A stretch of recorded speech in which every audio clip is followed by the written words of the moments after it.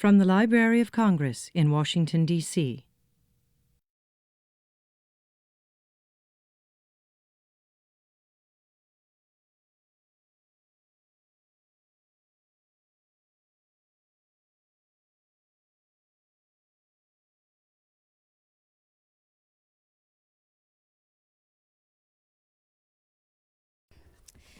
Good morning. I'm Jennifer Harpster. I'm a reference and research specialist at the library's Science, Technology, and Business Division. I'd like to welcome you to today's program, Man, Food, and Fire, the Evolution of Barbecue. If you love to barbecue, then you're already familiar with the work of today's speaker, Stephen Raichlen. I, as well as many others, consider him the guru of barbecue. But not just the cooking of barbecue, but of its international culinary history. Stephen's talk today will be on the evolution of barbecue, so I thought it seemed fitting that my introduction would follow suit. Is it not working? Oh, that works. Oh, I can hear that. All right. So I thought it seemed fitting that my introduction would follow suit, and I will talk about the development of the culinary genius of Stephen Raichlen.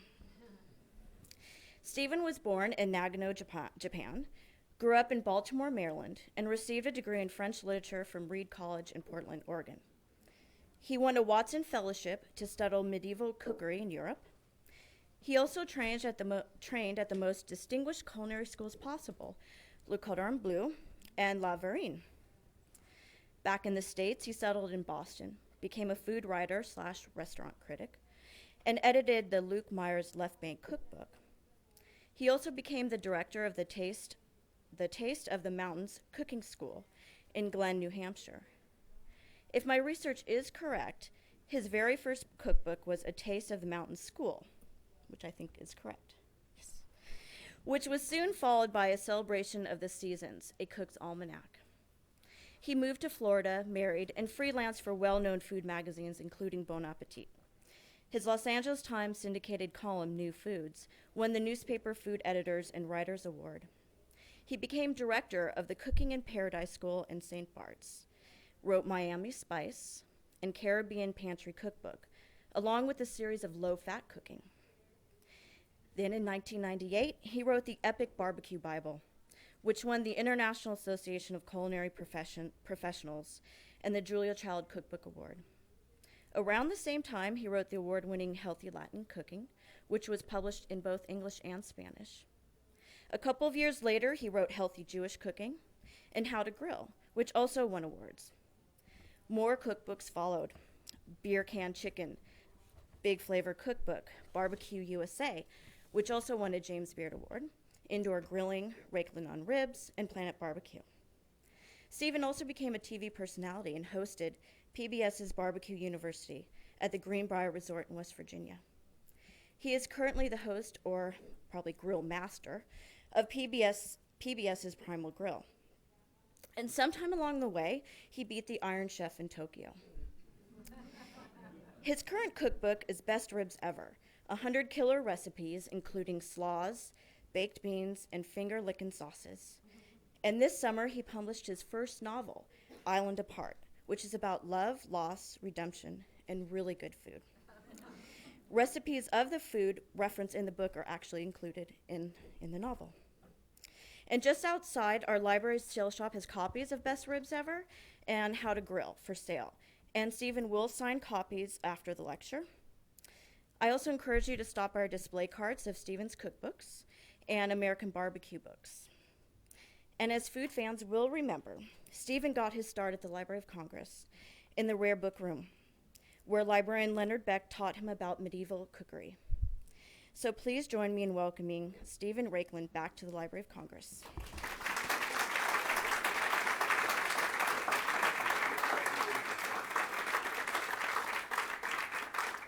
Well, thank you. It is a tremendous pleasure and thrill and honor to be back here. And I'll tell you, if you ever want an enthusiastic audience, it's not Bubba's in a parking lot, it's librarians. Bless y'all. Before I get started with the formal talk, I do want to remember Leonard Beck. Did anybody know Leonard Beck? He ran the Rare Books Room. And okay, So this is, pardon me? Okay, this is back in, thanks. This is back in, would be 1975, and I had just gotten the Watson Foundation Fellowship to study medieval cooking in Europe. And I'd never touched a medieval manuscript. I didn't know how to read medieval paleography. I really didn't know much about anything except that a couple of bottles of Retsina the night before I wrote the application for the Watson somehow worked their magic and transformed my prose into a winning proposal. So I came here for 2 weeks before I embarked on my Watson studies in Europe, and Mr. Beck very graciously indoctrinated me into paleography and the bibliography of old cookbooks, and wrote letters of recommendation for me, because I didn't even realize that to get into the Bibliothèque Nationale you needed to do more than show up with your library card. At any rate, so in memory to him, and thank you all very much for coming out, I'd like to start my talk. And this talk kind of began with a question that I posed myself at the beginning of writing my most recent big book, which was Planet Barbecue. And if you don't mind, can everybody hear me if I don't? I'm kind of a restless sort of guy. Is that? If you're going to go onto the webcast, we need to. Oh, of course you do. I'm sorry. I forgot. I broke the fourth wall. Okay. So, in any case, that question is, why are people so passionate and obsessed about barbecue? Because they really are. A loaf of bread bakes, a cake bakes in the oven, a pot of soup simmers on the stove.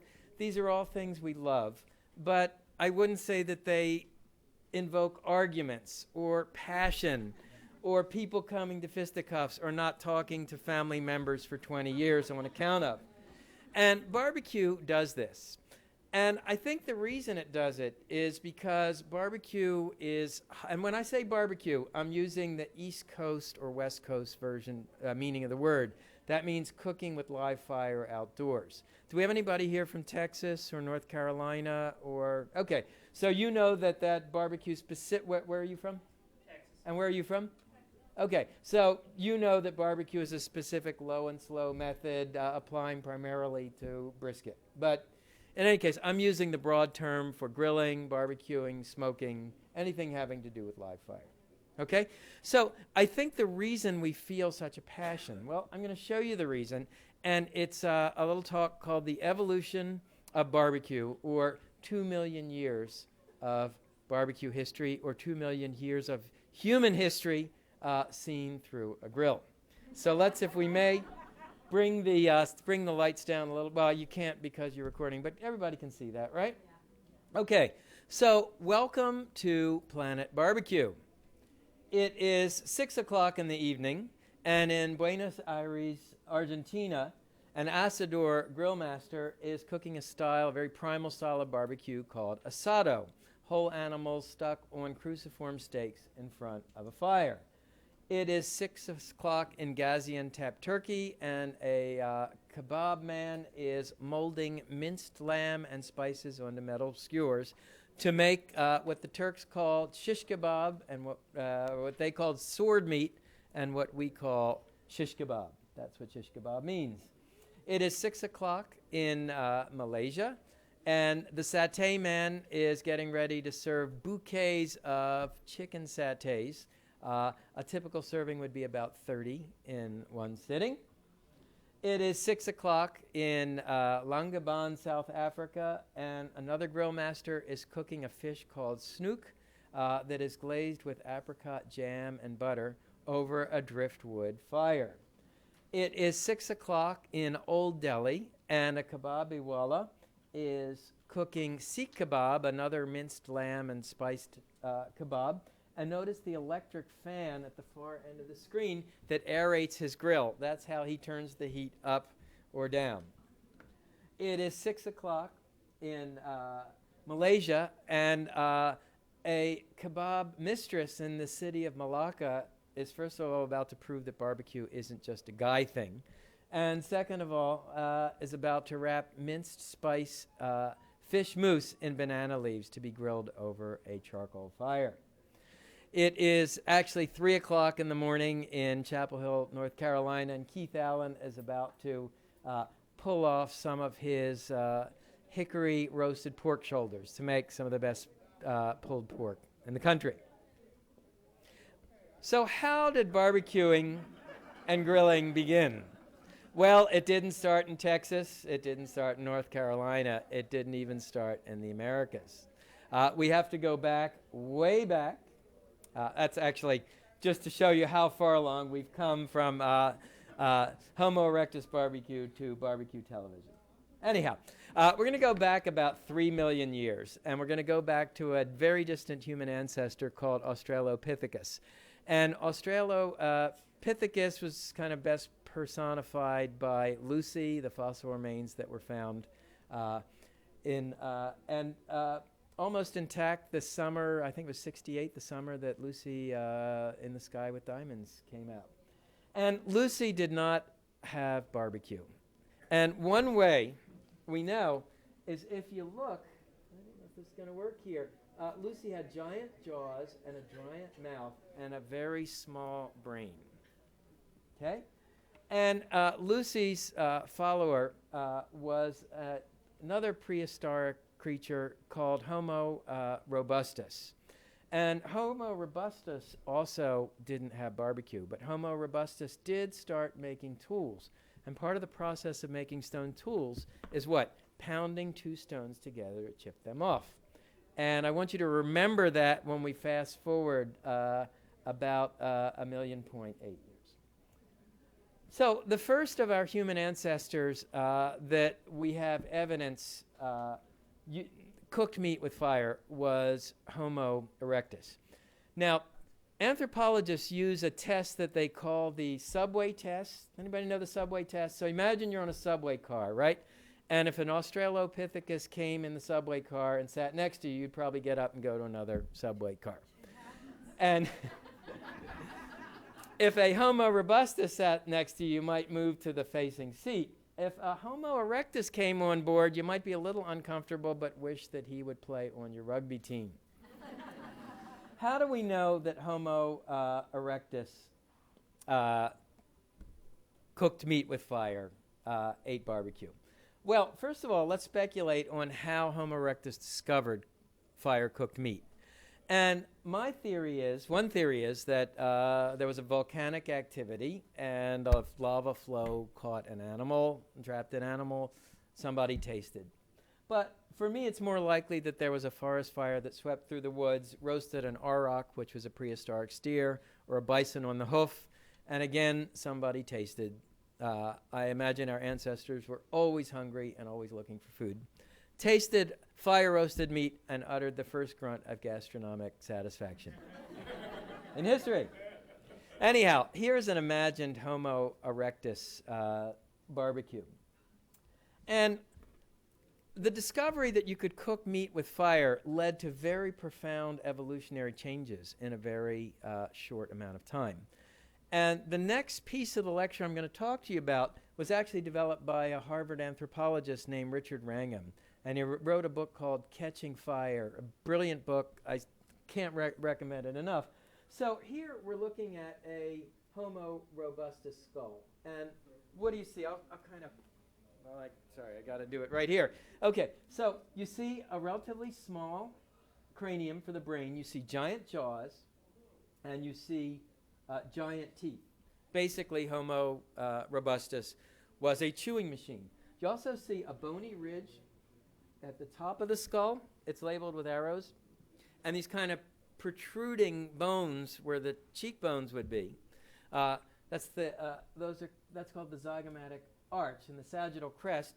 And those were used to anchor giant chewing muscles. Because it turns out if you observe primates in the wild, gorillas, modern day gorillas, will spend up to 6 hours a day chewing their food. When you don't have the benefit of eating cooked food, it takes a lot of muscle power, jaw power to render it digestible. So one way we know that Homo erectus discovered the art and act of cooking meat and eating meat is that this whole machinery, the jaw machinery, the musculature shrinks down. At the same time, cooked food is a lot easier to metabolize, a lot more efficient to metabolize than raw food. And we see a tripling of the size of the cranium, the brain, in 100,000 years. This is an eye blink in evolutionary history. So what else happened during this discovery as a result of the discovery of cooking meat with fire? Well, one thing that happened is if you observe primates in the wild, when they get food, they basically go sit on a branch or by themselves so nobody else will take it away from them. But we became communal cookers and communal eaters. We sat around a fire, we shared a fire. We developed, some people hypothesize we developed language to be able to communicate because we became social animals. By the way, when your jaw shrinks and your teeth shrink and your brain grows, those are the 3 ingredients you need for the gift of speech. So some people would argue that speech began with barbecue. What else happened?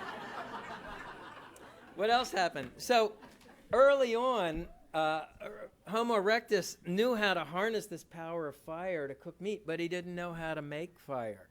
So you had to have one person, once you had a fire, tend the fire, keep feeding it wood, and then you had to have other people go out and hunt and gather. So the first division of labor, the concept that one spouse would go home and bring home the bacon, as it were, and the other spouse would stay home and tend the home fires, that originated with the discovery of fire.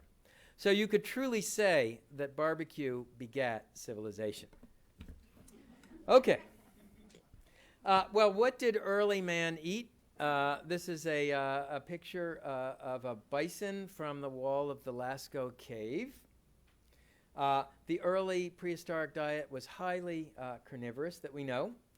And by the way, until recently, the first fossil evidence of a hearth, a prehistoric hearth, went back about 600,000 years. So we're making a leap of faith based on fossil evidence that man mastered fire much earlier than the fossil evidence suggested. But this is a cave in Longabon, South Africa, a site of a lot of prehistoric discoveries, Homo erectus bone traces, and they actually, by going back and reanalyzing the data, discovered that what looked like a pile of discolored earth was actually a deliberately made fire from about 1 million years ago. So we're getting closer to actually discovering that original primal hearth. This, by the way, is a glimpse of what a prehistoric hearth looked like about 15,000 years ago.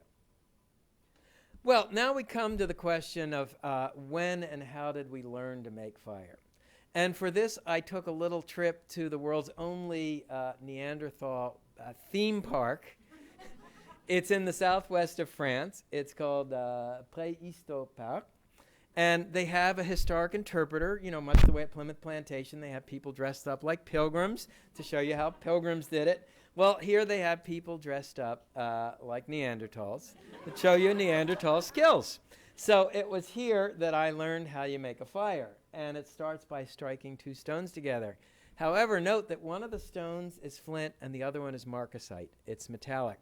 If you strike 2 pieces of flint together, you get a cold spark. It's not hot enough to actually set straw on fire.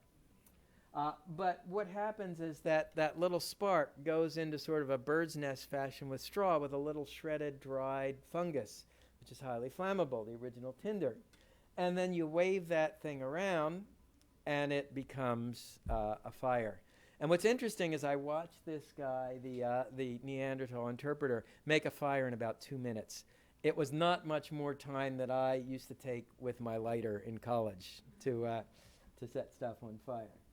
And another theory about how early man made fire, so that's the percussion theory. This one is the friction theory. And that holds that if you rub 2 sticks together very fast, it will create enough friction and heat to set stuff on fire. But if you've ever watched a reality show, you know that it's not as easy as it looks. And this is one guy who has mastered it. He's a professor of prehistoric archaeology at the University of Marseille. And I ran into him at the marina in Marseille. He does a lot of scuba exploration, finding prehistoric caves that are hidden by water. And in true journalistic fashion, I said to him, I don't believe you can do it. Nobody could really make this work. And he spent a lot of time figuring out the proper wood and the proper spindle size. And lo and behold, he created a fire also in about a minute. So once you are into this, you can master it very quickly. Well, this is a scene at Prehisto Park. This would kind of duplicate what the world looked like maybe 40,000 years ago with Neanderthals. And this is a communal hunting scene. And this is a fishing scene. I'm sorry, at the bottom of the screen you'd see a spear going into a fish.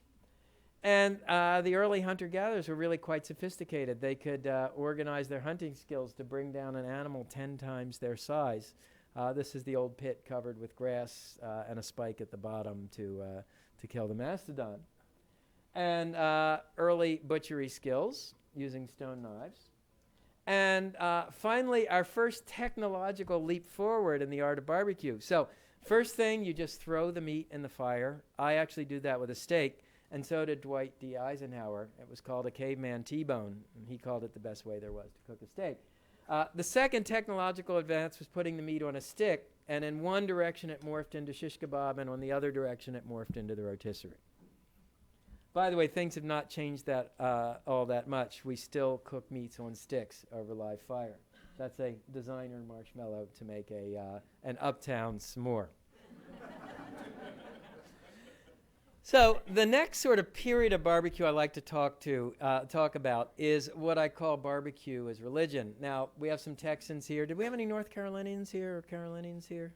Okay. So for you guys, barbecue is a religion, but barbecue was intimately bound up with religion in the ancient world. Animal sacrifice was a big part of the practice of religion.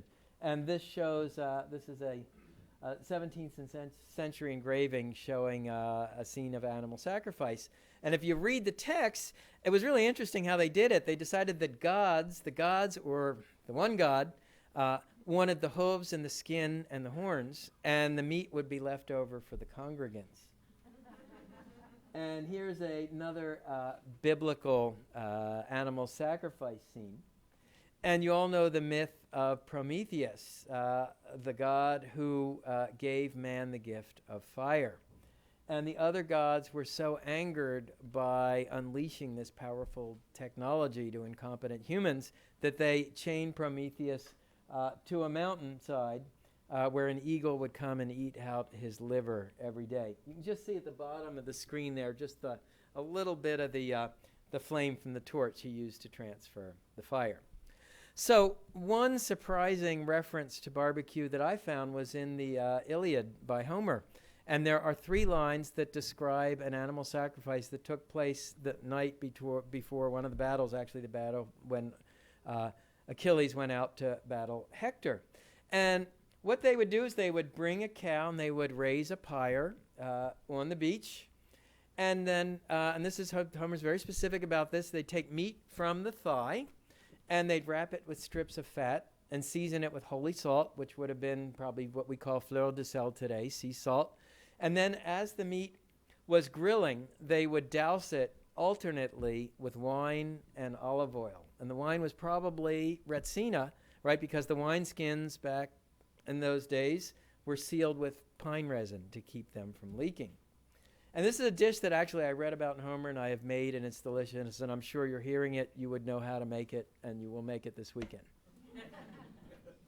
So the ancient Romans called their hearth, which was indoors, they called it the focus, like your wife might say, to focus on what she is saying.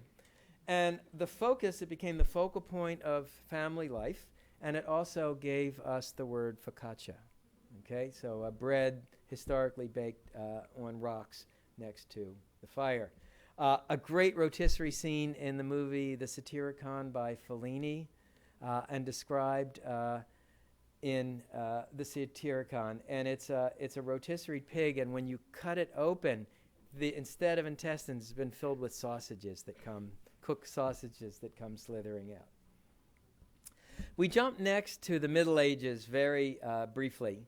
And the patron saint of cooks and grill masters is St. Lawrence. And his martyrdom was to be grilled alive by the people that tortured him. And he is supposed to have said to his torturers, "I'm cooked on the back, turn me now over and cook me on the front." The next sort of important epic in the history of barbecue is the Age of Discovery.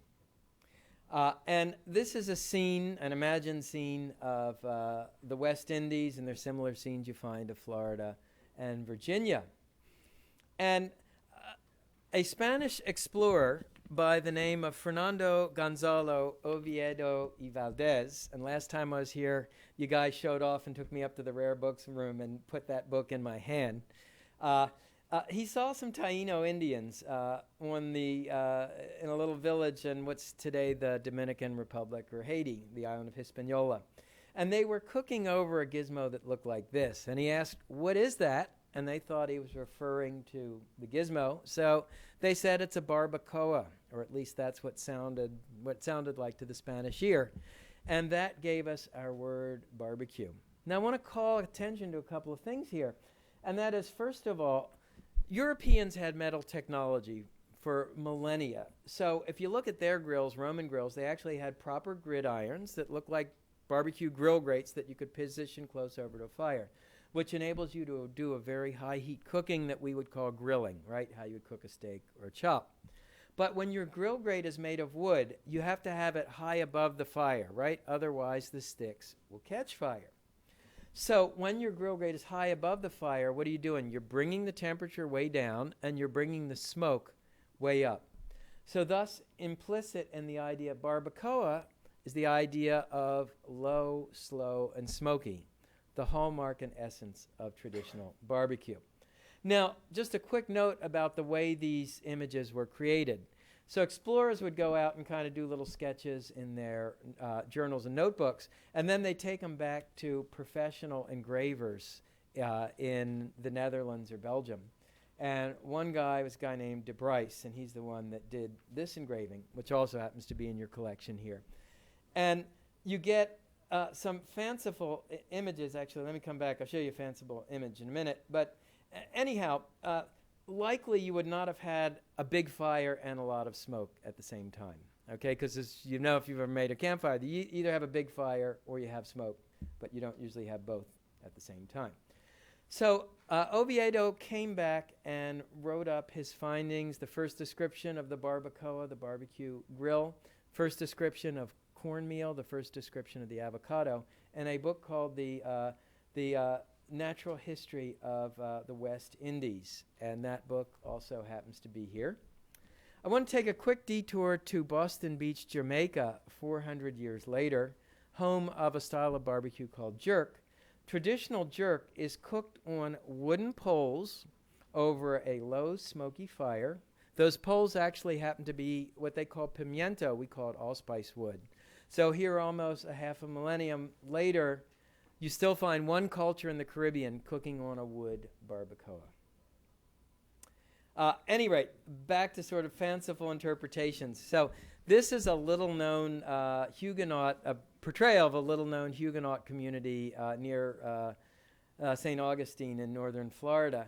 And take a look at the food on the grill, right? You have a crocodile, which actually wasn't native to the Americas. You have alligators, you have pythons. So this is sort of third generation eyewitness reporting. But it is great, and look at the fan being used to aerate the fire, something you still see on the barbecue trail today. Barbecue also became propaganda in the 16th century. This is an imagined image of a barbecue in Brazil showing cannibalism among the natives. And the accusation of cannibalism was used to justify the harsh treatment of the Native Americans. If they were cannibals, they were savages, therefore they deserved to be enslaved and forcibly have Christianity forced upon them. Another interesting side note into the early Caribbean age of barbecue. In northern Haiti, they used a style of barbecue called boucané, or boucan. Boucan is a slang word in the Spanish Caribbean and Canada, for that matter, for smoke. And you would preserve meat over fire, a smoky fire. If you look at the bottom of this image, animal hides were the fuel put on the fire to generate the smoke.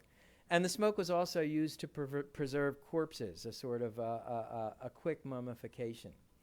And this term, boucan, boucané, gave us the idea of the buccaneer. Because runaway sailors, runaway slaves would go native in these villages on the north coast of Haiti using this technique of boucan, and they became known as buccaneers. So the next sort of broad period of barbecue history we want to talk about is the colonial period and the early American period. George Washington, a huge barbecue buff, writes about one barbecue that lasted 3 days in Alexandria, Virginia. In fact, the first election he ever ran for, it was for a seat in the House of Burgess. He lost, and one commentator of the period very laconically implied that it was because he failed to provide the customary refreshments, i.e., he didn't stage a barbecue for voters. Back in the day, this is sort of a scene of how barbecue would have been done on a Virginia plantation. A trench or pit was dug in the ground, and small shotes or small pigs were stretched across sticks over the fire.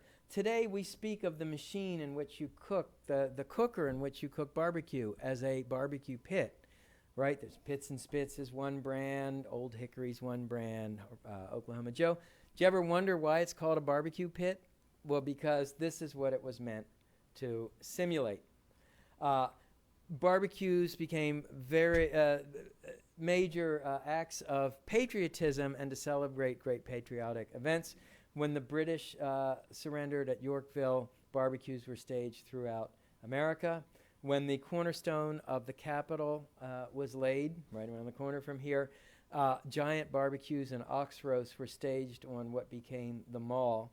This one is actually from New York, but I just love the technology. You've got these kind of reflectors full of pans at the bottom. And the carcass stripped bare, it almost looks like a whale carcass, not a steer carcass. Political rallies, giant barbecues when hundreds, sometimes thousands of animals would be cooked for barbecuing. And Abraham Lincoln, his administration both profoundly influenced the course of American barbecue history, and he was influenced by it because when his parents were married, their wedding feast was a barbecue. And it's described at great length in the Carl Sanders biography of Lincoln, even to the point where the main course was lambs, and they tossed spruce branches on top of the lambs during the cooking to kind of hold in the smoke and give them a leafy flavor. Well, with the emancipation of the slaves and the abolition of slavery, a new class of entrepreneur arose, and that was a pit master who could actually cook barbecue for money. Prior to that time, barbecue were social events done on plantations, primarily for community activities, and paid for by one person. But the rise of this new class of barbecue cooks and their subsequent generations gave rise to the first barbecue joints in America.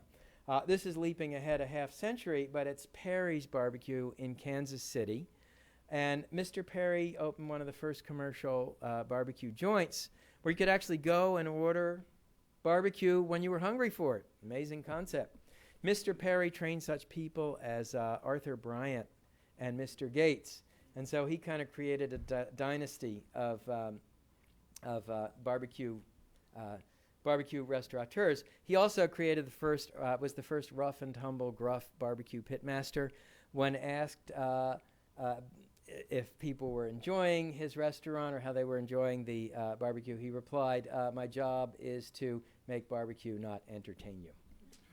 Here's Arthur Bryant, one of the legends of Kansas City barbecue. So we're going to jump next to the 20th century, to the period that I call barbecue comes home. And it begins with an American industrialist, Henry Ford, who had a lot of wood scraps left over from manufacturing the Model T Ford. And so he had read about a process whereby you could grind up the wood scraps with coal dust and borax and petroleum binders and stamp them into sort of a little pillow shape, and that became the charcoal briquette. And Ford actually started a spin-off business that was called the Ford Charcoal Briquette Company. I'd never heard of it either. But he did have a relative that he sold the business to, and the relative's last name was Kingsford. And the rest, as they say, is history. So we've got the fuel. Next, we need the backyards, and that sort of happened in the 50s with the rise of the interstate road system and with the development of the first suburbs. So now everybody has a fuel and everybody has a backyard in which to cook. And the last thing we need is a mass-marketed grill. And this begins in Palatine, Illinois, at a company that made nautical buoys. And one of the workers there, a guy named George Stevens, had the idea to take half a nautical buoy and cut vent holes in the bottom, and then take part of the other half and cut vent holes in the top. He hadn't welded legs on them yet, but he would shortly. And because the nautical buoy company was called the Weber Metal Works Company, this became known as the Weber Kettle Grill. So barbecue came home. We had the fuel. It came to the backyard. And our sort of modern notion of something barbecue is something you cook when you want to eat it in your backyard on command, finally became a reality. So what I'd like to do next is sort of take you on a quick tour of what barbecue means around the world, okay? Because I know we asked our Texan and our North Carolinian what barbecue means. Well, if you happen to be in Bali, Indonesia, it would mean this. This is babi guling, a spit-roasted whole hog. The cavity is stuffed with chilies and galangal and ginger, incredibly fragrant. And if you're from North Carolina, it would look like this. This is pulled pork. And if you're from Munich, Germany, it would look like this. This is called Schweinehaxen. And Schweinehaxen are spit-roasted ham hocks that are flavored with, among other flavorings, mugwort, a popular medieval seasoning. Tastes a little bit like a juniper berry. This is a charcoal burning rotisserie. And this is what barbecue looks like in Jamaica. And the animal you're seeing here is actually a whole hog. And you can tell because if you look right in the front, you see the little tail right in the front? The idea is it's boned and butterflied out, so not more than 2 inches in any direction of the meat is exposed to the spice and the fire. Okay, so it's an incredibly ingenious, effective way of making sure that every bite you take will be bursting with Scotch bonnet, jerk seasoning flavor, and smoke fire. And this may be the most calorie-dense barbecue in the world. It is grilled bacon from Hungary. Take a slab of bacon, you grill it. As the burning bacon fat falls off, you let it drip onto a slice of rye bread spread with sliced onions and tomatoes. These are rib steaks from the Basque Country in Spain using a technique that's actually pretty widely used around the country, and that is massive doses of salt for grilling. Just before serving, the steaks turned on its sides, whacked with a knife to knock some of the salt off. This is going whole hog Azeri style in Baku, Azerbaijan. It's actually a lamb that'll be lowered into a barbecue pit similar to an Indian tandoor. And burgers, of course, are enjoyed around the world. This is the world's largest burger. On the left-hand side, it's called a pleckavica. It's the burger of Bosnia and Serbia. And it's about the size of a dinner plate. Grilled foie gras in Israel. And another cool technique for those of you who are do-it-yourselfers, oiling a grill grate with an onion dipped in oil and rubbed across the bars of the grate with a barbecue fork. Marinated grilled kangaroo in Australia. Sweet and salty lacquered barbecued eel in Korea. Grilled spiny lobster on anguilla in the Caribbean. Grilled octopus in Greece, which actually has become a real crossover dish. And I don't know if there's a chic modern restaurant around that doesn't have grilled octopus on the menu these days. By the way, another cool technique here, grilling a whole sea bream on grape leaves. Grilled cuttlefish in the Philippines. And the action in this scene actually takes place underneath of the surface. This is a tandoor, an Indian barbecue pit used for making tandoori bread called naan. An invention of a local chef hero here in town. This is grilled bread and chocolate from Jose Andres. Drizzled with olive oil, sprinkled with salt. Absolutely amazing for breakfast, lunch, dinner, or dessert. And grilled eggs from Cambodia, where the eggs are kind of opened up. The liquid egg is forced out. The egg is scrambled with fish sauce, spices, cilantro, put back in the egg, and grilled shish kebab style. And this bamboo segment will be hollowed out, stuffed with sticky rice, and put directly in the fire until the bamboo is charred. And then it's pulled out of the fire, and it is a grilled sticky rice. Totally amazing. Shish kebabs from Turkey. And notice how each skewer has a different shape. Each one of these is flavored differently. At the end, it's a vegetable kebab, a standard kebab, and then there's something called Adana kebab with the flat skewers. That's a really hot, fiery, peppery kebab. They all become indistinguishable and kind of brown, golden brown when grilled. But thanks to the different shape of the skewer, the kebab master knows what he's serving. A dessert cooked in the grill. This is a fire-heated poker using to make a crema catalana, a Basque version of, or a Spanish version of creme brulee. Spit-roasted pineapple at a Brazilian churrascaria in Rio Grande do Sul, sprinkled simply with cinnamon sugar. The most amazing grilled dessert I had on the whole tour of Planet Barbecue. It's grilled ice cream in Azerbaijan.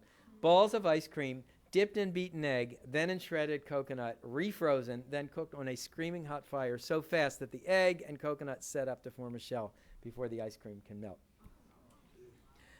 Cool techniques, cool ways to eat barbecue. So this is called buy and braai in South Africa. You go into a meat market and you buy pre-sliced pork shoulder or steaks and then little pre-bagged baggies of spices. And then the market provides a little grill for its use, free of use for its customers to grill lunch. Another cool way to serve barbecue. This is in Istanbul, and it is a Kurdish grill joint that's sort of like a do-it-yourself sushi bar, only for grilled kebabs instead of raw fish. A scene in the Pacific Northwest. This is called a salmon bake or salmon roast. It's what Lewis and Clark would have seen when they finally got out to the Pacific. Open salmon just cooked in front of a wood fire with no more seasoning than fresh air and wood smoke. Similar idea in Colombia, where they have a meat. It's an animal called chiguero. It's capybara, we say. It's like a giant guinea pig. And it's cooked on steaks, Navarra, over a eucalyptus wood fire. And it actually tastes pretty good. I'm going to show some weird stuff that didn't taste so good, but this one tastes pretty good. And this was the original Fogo de Chão, which is now a popular Brazilian steakhouse chain. Prime ribs cooked on a rotisserie in front of a fire. Interesting scene in Bayonne in Siem Reap, Cambodia. This was a scene of a battle, the night before a battle, and you can see it's kind of stylized, but at the bottom of the triangle there's a fire. You see the tongues of flame, and then you see these sticks that are split. And in the split sticks is the food. And fast forward 800 years later, this is how Cambodians still grill fish. You see it's a long split bamboo stick, and that takes the place of a skewer. We have grill grates in North America and Europe, but most of the world actually does not grill with grill grates. Most of the world has a big open box full of coals, and then the food is either put in a grill basket or on a skewer or on a split stick, like this. The highest tech grills I know, and the most highfalutin grill master, a guy named Victor Arguinoziz at the restaurant Etxebarri in the Basque Country of Spain. His grills are on these flywheels, and he can raise and lower them to the millimeter. And he builds a fresh fire for each dish you order. So in the back wall here, he's got an oven where he's burning local oak logs to embers. And if you order, let's say, a fish fillet, he'll shovel out enough coals for one fish fillet under one of those grates. He'll grill it. When it's done, he'll build another fire for your steak, another fire for your shrimp. He has a box of embers and ashes where he cooks eggs, duck eggs in the shell. Incredibly ingenious grill master. This is in Germany, which is, for me, is one of the best kept barbecue secrets on Planet Barbecue. This is called a Schwenkbraten. It's a swinging grill. Germans use wood fires, not charcoal or gas. And they also cook in flames, not on embers. And when your fuel is wood and your fire is flames, it's a very mercurial fire. It has hot spots and cool spots. So this grill is designed to spin or swing. Sometimes it's on chains swinging over the fire, and that gives you even cooking. And you'll be invited over in a German household for a night of swinging, and it's not that kind of swinging. It's this kind of swing. So this is in Mexico, in the Yucatan. This is called taco al pastor. It's a Mexican version of Greek gyro. And the beauty of it is there's a charcoal burning rotisserie in the back, and the meat is cut off and sliced. And with that knife, he'll flick it over his head onto a waiting tortilla here. And you see the piece of pineapple at the top? So the pineapple juices drip down, tenderize the meat, because pineapple's a natural tenderizer. And then you'll get a little piece of grilled pineapple with it, too. This is Singapore, actually, and this is a grilled fish mousse grilled in banana leaves. And talk about ingenious. This is a grill master in Marrakesh, Morocco. And if you take a close look at his grill grate. It's the cooling coil from the back of an old refrigerator. I didn't quite dare ask what was in this sausage, but it was pretty tasty. One of the most ingenious dishes and one of the most primal, it's called lomo al trapo, or beef tenderloin cooked in a cloth. A wet cotton cloth, about a pound of salt sprinkled with oregano. You tie it up into a bundle. You lay it directly on the embers of the fire, and it cooks like a charred log, and then you crack it open at the table. And what you get is the most succulent, delicious, moist piece of tenderloin you'll ever taste, plus a really great presentation. Another really ingenious dish, this from the west coast of France. This is called éclat de moule. And the skillet has holes in the bottom. It was an old chestnut roasting skillet. Pine needles, dry pine needles on top. Mussels, bay scallops on top of that. You cover the pan, you set the pine needles on fire, and in a whoosh of smoke and fire, the mussels are steamed over by this pine-scented smoke. It's a dish with two ingredients, completely amazing. So barbecue is not what we normally think of as health food, and yet in Asia, in particular in Korea, I would argue it is. This is called kalbi kui. It's beef short ribs that are butterflied open, grilled over natural charcoal, served on a lettuce leaf with a variety of pickles, chili sauces, rice, the whole shebang wrapped up in your mouth. And if you kind of diagram it, it's mostly plant foods, just a tiny bit of flavorful meat as a condiment. It's sort of the old FDA food pyramid on the grill. Last of all, the single weirdest thing that I ate on Planet Barbecue, this is a Greek dish called kokoretsi, and it starts with with lamb's, brains, tongue, sweetbreads, spleen, liver, lungs, testicles, and I'm probably leaving out some stuff, but you get the idea. And then you wrap the whole shebang in small intestines. And it's put on a rotisserie and grilled. You could think of it as haggis on a spit. And it's actually pretty tasty. It's one of those weird dishes that I would eat twice. And I can't say the same thing about grilled sheep's udder in India or grilled spleen in Morocco. So it has been 1.8 million years since the first invention of barbecue. In a way, things have hardly changed at all. Thank you.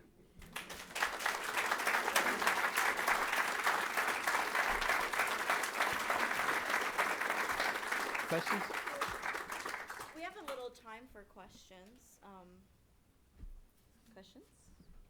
Yes, sir. I tell you what, please, when you ask a question, say your name, where you're from, and maybe even the last 4 digits of your social. No, just yeah. And we usually like you to repeat the question. I'm a fellow Reed College graduate. Hey, no kidding. And my question is that lomo dish that was put in the bundle, is that from Peru? No, that's from Colombia. That's from Colombia? Yeah. Okay. made in both restaurants and in private homes. Okay, can you talk a little bit more about that dish? Yeah, well, I mean, just to tell you how the sick mind of a barbecue writer works about. So I actually heard about that dish at a trade show. And I knew at that point, although Columbia is not a place you think of for barbecue, that I had to go to Columbia to see it. And so I have these pen pals through my website from all over the world, and I contacted a pen pal and flew first down to Cartagena and then to Bogota. And when I got to Bogota, I had no idea if this person was going to show up or if anything had been set up. But lo and behold, they appeared in an SUV. And I won't ask what the cargo of that SUV was before they picked me up. But at any rate, they took me on 2 splendid days of barbecue hopping around Bogota, Colombia. So the idea is the cloth moistens the salt, and the salt keeps the meat moist and flavors a tenderloin. Because let's face it, tenderloin is one of the least flavorful pieces of the whole cow. And then by wrapping it up, the salt and the cloth form a hard crust, almost like a cast you'd form on a broken arm. And so you cook it, and it's exactly 8 minutes on one side and 9 minutes on the other side, or vice versa, I forget which.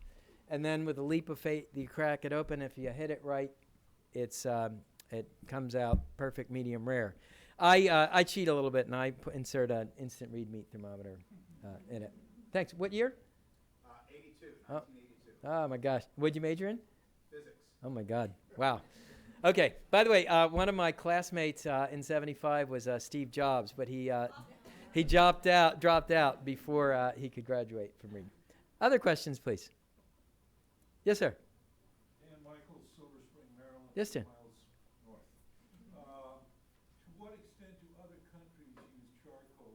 Are we unique in the Kingsford thing? And does the people, in fact, elsewhere use Kingsford or charcoal briquettes as opposed to, quote, natural charcoal?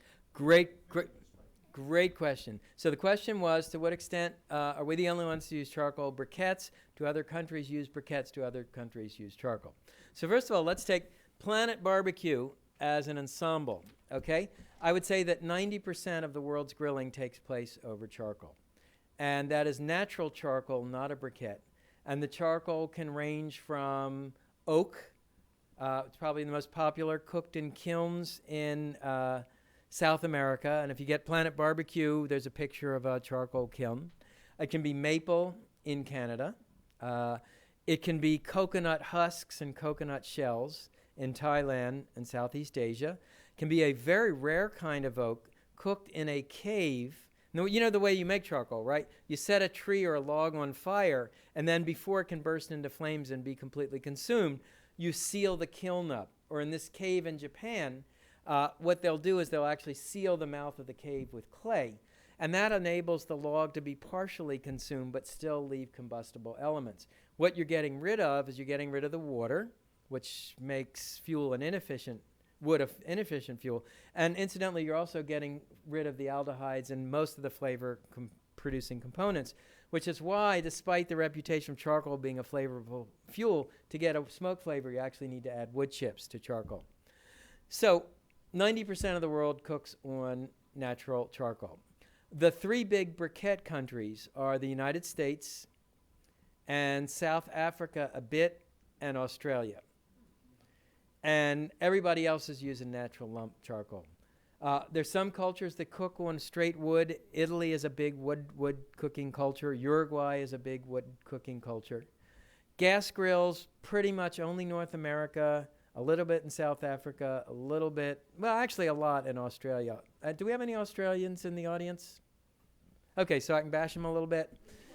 So they are barbecue, they think they are barbecue maniacs, but a lot of their so-called barbecue grills are really gas-heated flat tops, like a griddle like you'd find at a Greasy Spoon. And that's what they call a Barbie. But it is changing now, and they're going more and more to a regular gas grill and much more to charcoal. Good question. Any other questions? Yes, sir.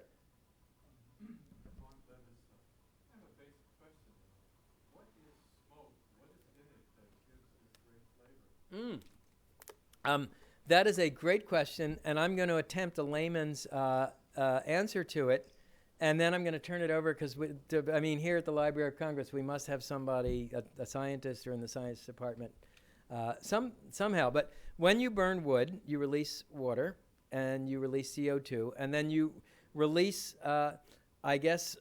compounds. It's a 20 or 30 components. One set of compounds are aldehydes. Another set of the compounds are resins. And in hardwoods, and particularly hardwoods that are seasoned and dried, they produce a very pleasant flavor. But if you burn a softwood like pine or pitch, you get a very sooty flavor.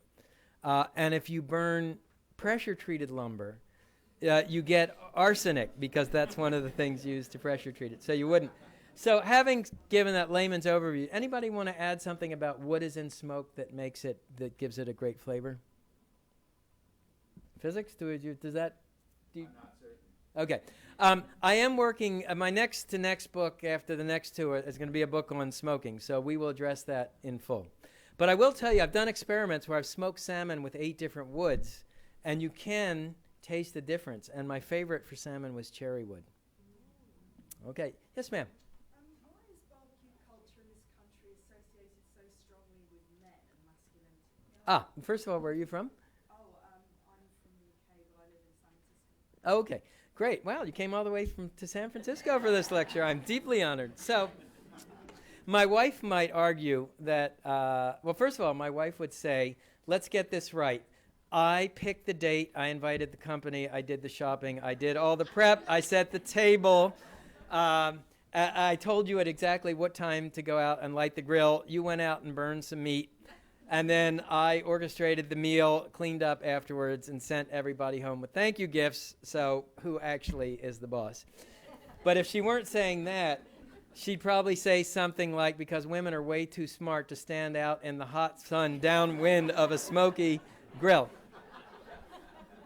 But I think beyond that, let me ask a question. This is not scientific, but did any of the guys in the audience, when you were growing up, did you used to build elaborate model airplanes and ships and then fill them with firecrackers and model airplane glue? And the work of a day set it on fire, and it would in 6 seconds. So I think that we are just genetically kind of hardwired to play with fire and in a way like that. But the final point I want to make is that there are many, I would say is almost as much as a fifth or quarter of the world, the real heavy-hitting grill masters are women, not men. And that's true of Southeast Asia. It's true of the Balkans, Serbia. Most of your pictures were of men. Well, that is true. I mean, men do predominate, but if you look at Planet Barbecue, you'll see even more women. But, it's still a guy thing. I don't know. We like to play with fire. We're just too dumb to stay indoors where it's cool. One more? Do we have time for one more? Because this is so much fun. You didn't have anything to do this afternoon, did you? Yes, sir. Chalmers Hood, I'm from Virginia. Yeah. On the origin of this, Joseph Campbell and his Masses of God, you might have something in there for the origin of the cooking. He was looking at it for a religious explanation, and this is Stone Age culture. Annually, at an equivalent of an Easter service, he makes the comparison. They cook one warrior and one maiden in a sweat hut and eat them. And I don't know how far back in time that goes, but you might be able to. Well, that's interesting. Now, in a sweat hut, that would be more like a luau or a clam bake. No, I mean, so to answer that sort of question in the beginning, I think the reason that we have such an emotional response to barbecuing and grilling is that it's made us human. It's we look the way we look, we think the way we think, we interact the way we interact, because we are Homo barbecuans, the only animal that cooks its meat with live fire. Thank you very much. Thank you. This has been a presentation of the Library of Congress. Visit us at loc.gov.